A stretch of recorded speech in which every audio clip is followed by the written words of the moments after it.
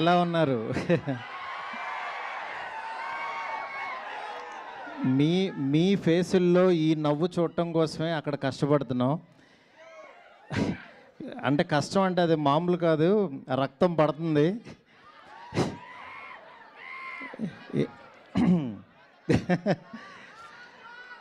ఎందుకంటే ఒకటే, నేను ఒక 2 మినిట్స్ భయ, మీరు ఎవరన్నా కొంచెం గట్టిగా మాట్లాడితే మళ్ళీ నాది నాకే వినపడదు. అంటే మెయిన్ నేను ఆయనలో చూసింది ఒకటే,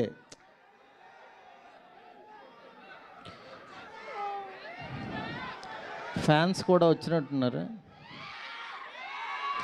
అందరికీ ప్రభాస్ గారిని చూడాలని ఉంది. ఇవాళ అనుకోకుండా కొన్ని టెక్నికల్ ఇష్యూస్ వల్ల కొంచెం డిలే అయింది. మా వాళ్ళకి టైం చెప్పద్దా, కొంచెం అన్నీ పర్ఫెక్ట్గా చేతికి వచ్చాక టైం చెప్పమంటే టైం వేసారు. డెఫినెట్గా నేను చెప్తున్నాను, మీ అందరూ రేపు పండక్కి, నేను యాక్చువల్గా ఏంటంటే కాళ్ళు ఎగరేసుకుంటారు, ఇట్లా ఇట్లా చెప్పలేము. అవన్నీ ఏంటంటే ఈ ఈ ఈ కట్అవుట్కి చాలా చిన్న మాటలు అయిపోతాయి అవి.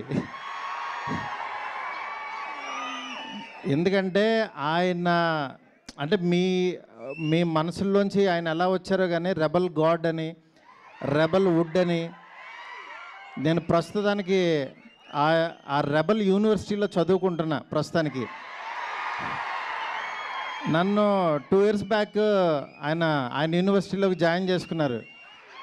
నేనేదో చిన్న కాలేజీలో ఎక్కడో చదువుకునేవాడిని. లేదురా నీకు టాలెంట్ ఉందా, రా నా యూనివర్సిటీకి అన్నాడు ఆయన. ఆ యూనివర్సిటీలో నాకు అర్హత ఉందో లేదో నాకు తెలీదు. వెళ్ళిన తర్వాత మాత్రం ఆయన అర్థం చేసుకుని ఆయన ఫోటో జేబులో పెట్టుకుని పనిచేశా. ఆయన ఫోటో జేబులో ఉంటే డెఫినెట్గా ఎలాంటి వాడైనా సరే టాప్ డైరెక్టర్ అయిపోతాడు, అందులో డౌటే లేదు. అంటే కల్మషం లేని మనస్తత్వం, ప్రేమతోనే దగ్గర చేర్చుకుంటాడు. అలాంటి ఆయనతో నేను ఒక 2 సంవత్సరాలు జర్నీ చేసి ఆయన మాటలు వింటూ ఆయనకి దగ్గరగా ఉంటూ పొద్దున్నే లేకగానే ఆయన వాయిస్ మెసేజ్లు చూసుకుంటూ ఉన్నానంటే నేను ఇంకా చాలా చాలా అదృష్టవంతుడని ఫీల్ అవుతున్నా. నేను ఈరోజు ప్రామిస్ చేస్తున్నాను, మీరు అరిచి అరిచి మీ గొంతులు పోతాయి నేను చెప్తున్నా సినిమా చూశాక.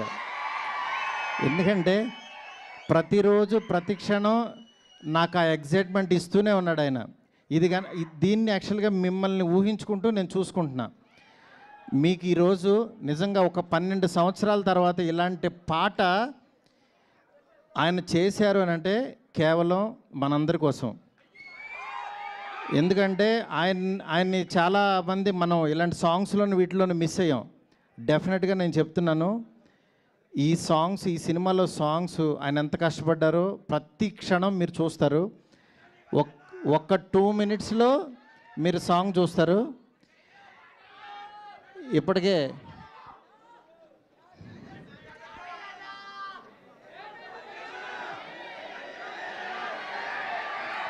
మీకు ఓపిక ఉందా, ఇంకొక 5 మినిట్స్ పడుతుంది అంటున్నారు, చెవిలో చెప్తున్నారు. ఇంతసేపు వెయిట్ చేసినందుకు నిజంగా చాలా చాలా థ్యాంక్స్. మీ అందరిలో కల్లా పెద్ద ఫ్యాన్ ఎవరు?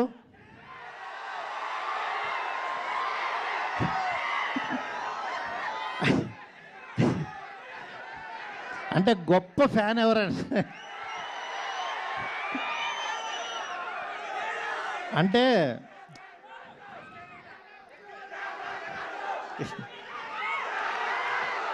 ఎస్కేన్ మా మనిషి ఫ్యానే, దాని గురించి అది. మీ అందరిలోకి పెద్ద ఫ్యాన్ ఎవరండి? ఆ మాట అనకూడదు, ఎందుకంటే అందరం పెద్ద ఫ్యాన్సే అంటారు.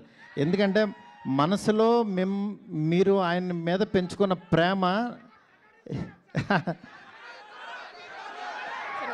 ఎన్నిసార్లు రిపీట్ చేస్తారు.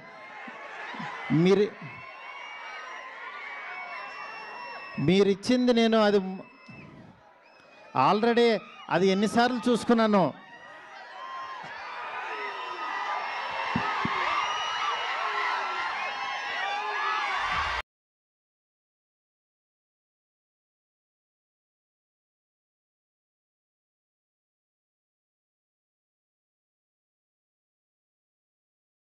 Thank you so much.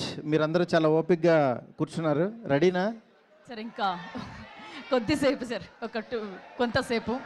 Okay, before that ఒక్క 2 minutes వెయిట్ చేయండి, ఈలోపు అన్ని రెడీ అయిపోతాయి. ఓకే, అంతలోగా థ్యాంక్ యూ. కొన్ని క్వశ్చన్స్ ఉన్నాయి, మాకు కొన్ని క్వశ్చన్స్ ఉన్నాయి, తెలుసుకోవాలనుకుంటున్నాం. సార్, ప్రభాస్ గారితో మొదట సినిమా ఓకే అయినప్పుడు మీ ఫీలింగ్ ఏంటి? నా ఫీలింగ్ ఎలా ఉంటుందా, వాళ్ళు ఇప్పుడు చూపిస్తున్నారు, నేను మీకు చూపించడానికి అక్కడ లేదు, అంతే. ఓకే, అంటే ఆ హ్యాపీనెస్ మాటల్లో చెప్పలేం.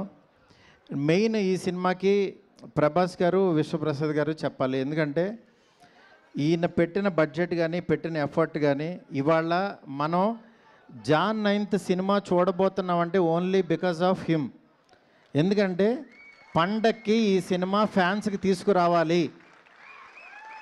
ఎందుకంటే వేరే సినిమాలు రిలీజ్ అవుతున్నాయి, కొంతమంది యాక్చువల్గా మేము ఇంత డబ్బులు కట్టలేము అని అన్నా సరే, ఈయన మాత్రం యాక్చువల్గా నేను పండక్కి ప్రభాస్ గారిని ఫ్యాన్స్కి తీసుకెళ్ళాలి అని మీకోసం తీసుకొస్తున్నారు. ఆయన నిజంగా చాలా ఎఫర్ట్ పెట్టి. మనం ఫస్ట్ థ్యాంక్స్ చెప్పాల్సింది ప్రొడ్యూసర్ విశ్వప్రసాద్ గారికి.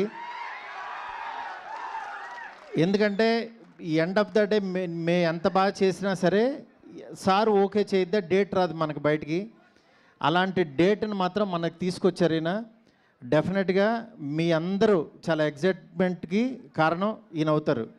చెప్పండి ఇంకేంటి. ఎస్ సార్, అంటే మొదటిసారి అంటే అన్ని డైరెక్ట్ చేసినప్పుడు ఫస్ట్ షాట్ గురించి ఏదైనా గుర్తుందా? అంటే ఫస్ట్ షాట్ ఏంటి, అప్పుడు ఎలా అనిపించింది అది? ఏమంటే నేను ఇంటర్వ్యూలో చెప్దామని దాచుకున్నా, అంటే ఇప్పుడు మా వాళ్ళు వెయిట్ చేస్తున్నారు కదా సార్, ఫ్యాన్స్ కంటే సంపద అదంతా ఓకే. అంటే యాక్చువల్గా ప్రభాస్ గారిని డైరెక్ట్ చేయబోతున్నాం అనేది ఒకటి. ఆయన ఎప్పుడు కూడా ఏంటంటే ఫస్ట్ ఆయన ఏంటంటే పెద్ద స్టార్ని వీడు భయపడతాడేమో కొంచెం. యాక్చువల్గా ఆయన చాలా కంఫర్ట్స్ ఇస్తారు. మెయిన్ అంటే లేదు డార్లింగ్ నువ్వు చేయడాలింగ్ అని చాలా చిన్నపిల్లోళ్ళలాగా నాతో అంటే వాళ్ళు దిద్దిచ్చేటప్పుడు ఒకటి ఉంటుంది, నువ్వు రాయమ్మా, నువ్వు ఇక్కడ రాయి, అబ్బా బాగా రాసేవారి, మనం బాగా రాయిపోయినా సరే అని ఒక ఎంకరేజ్మెంట్ ఉంటుంది కదా. అలా చేస్తూ ఆయన ఇచ్చిన కాన్ఫిడెన్సే ఇవాళ ఈ సినిమా. ఎందుకంటే డార్లింగ్ నీకు తెలుసా నీలో ఎంత గొప్ప రైటర్ ఉన్నారు అని 100 సార్లు అనేవాళ్ళు ఆయన. అంటే నేను కూడా అసలు లేదు డార్లింగ్ నేను మీకు నచ్చింది కదా చాలు అనేవాడిని. నేను ఎండ్ ఆఫ్ ద డే మీరు హ్యాపీ కదా అనేవాడిని. ఎందుకంటే ఆయన నన్ను నమ్మాడు, ఆయన హ్యాపీ అయితే చాలు. నేను హ్యాపీ అండ్ డార్లింగ్, నువ్వు అసలు ఎలాంటి కథ ఇస్తున్నావో నీకు తెలియట్లేదు, నువ్వు ఎలా రాసావో నీకు తెలియట్లేదు, నువ్వు ఈ క్లైమాక్స్ రాసావు కాబట్టి నేను ఇలా చేశాను అని ఆయన అంత క్రియేటివ్గా అంత ఎంజాయ్ చేస్తారనమాట. దానికి ఇంకా మాటలు లేవు సార్. అలాగే ఫస్ట్ టైం ఒక ముగ్గురు హీరోయిన్స్తో చేస్తున్నాం. ఆయన జనరల్లీ చాలా బిడియంగా షైగా అలా కనిపిస్తూ ఉంటారు, బయట వచ్చినప్పుడు తక్కువ మాట్లాడతారు. బట్ ముగ్గురు యాక్టర్స్తో చేయడం ఆయన్ని ఇబ్బంది పడ్డారా, లేకపోతే ఆయన ఎలా చేశారు? ముగ్గురు యాక్టర్స్తో అంటే యాక్చువల్గా ఆయన చెయ్యాలి, కలర్ఫుల్గా ఒక సినిమా చేయాలని ఫిక్స్ అయ్యాము. అయిన తర్వాత యాక్చువల్గా ఒక హీరోయిన్ పెడదాం, ఇద్దరిని పెడదాం అంటే నేను ఇంకా ముగ్గురిని పెడదాం అన్నాను. ముగ్గురిని పెడదాం అన్న తర్వాత నాకు రాసేటప్పుడు అయిపోయింది, ఎందుకంటే అందరినీ సాటిస్ఫై చేయాలి కాబట్టి. బట్ ముగ్గురుతో ఆయన ఎంత సెటిల్డ్గా పెర్ఫామ్ చేశారు, వాళ్ళ ముగ్గురు కెమిస్ట్రీ ఏంటి అనేది మీరు స్క్రీన్ మీద చూస్తారు, చూడాల్సిందే. అంతే, అది మాటల్లో చెప్పండి. వన్ లాస్ట్ క్వశ్చన్ సార్, ఇప్పటి వరకు మీరు చేసిన సినిమాలు ఒక ఎత్తు అయితే ఈ సినిమా ఒక మరో ఎత్తు సినిమా ఖచ్చితంగా.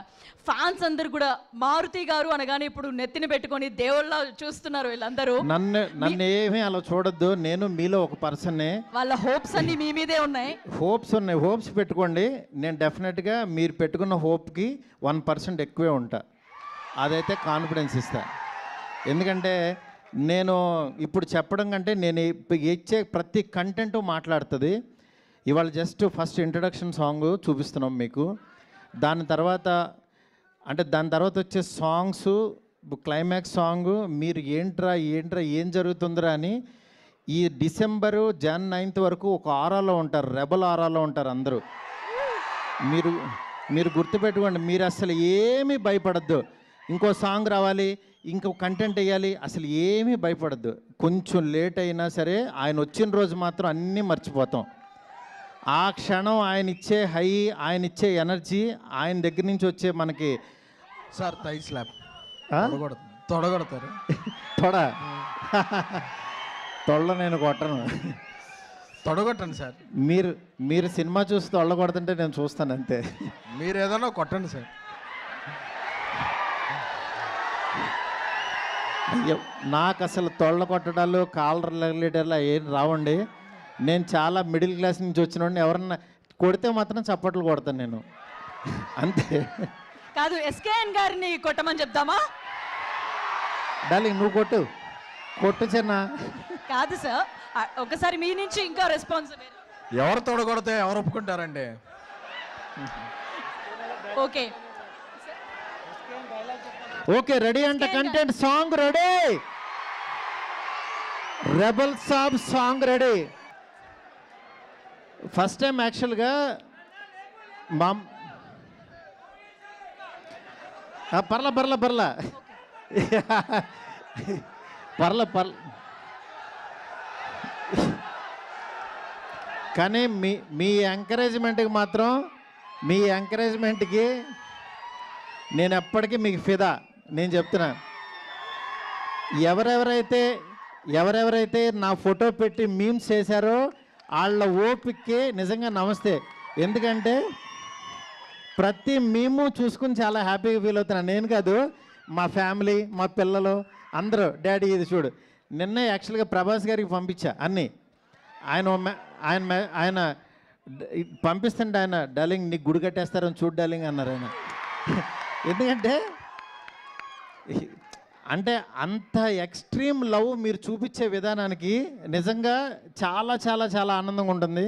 ఎందుకంటే ఎప్పుడు స్క్రీన్ మీద చూసుకోవాలను, అట్లాంటిది వేరే వేరే క్లిప్పింగ్స్లో ఫేస్ పెట్టి చేస్తున్నారు. అంత ఓపికగా చేస్తున్న ప్రతి ఒక్కరికి చాలా చాలా థ్యాంక్స్. Rebel song ready? లేదు sir, yes sir ready. But before that Shashi garu కూడా మాట్లాడతారు. మన డిస్ట్రిబ్యూటర్ ఎగ్జిక్యూటివ్ ప్రొడ్యూసర్ నైజాంలో థియేటర్స్ అన్నీ ఈయన ద్వారానే రిలీజ్ అవుతాయి. 100 కోట్ల షేర్ చూపిస్తానన్నారు ఆయన. మీకు ఎక్కడైనా ఏ సెంటర్లోనే ఏ థియేటర్ అయినా కనబడకపోతే శశి గారు ఈమెయిల్ ఐడికి కొట్టేయచ్చు.